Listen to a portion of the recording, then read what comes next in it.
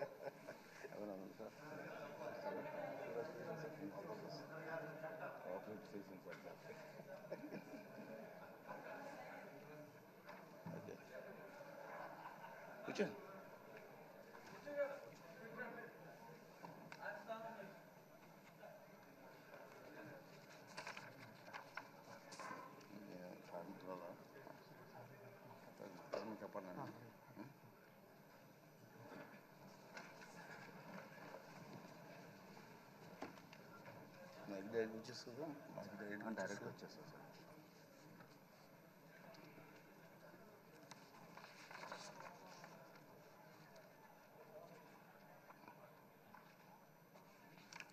అందరికీ నమస్కారం అండి.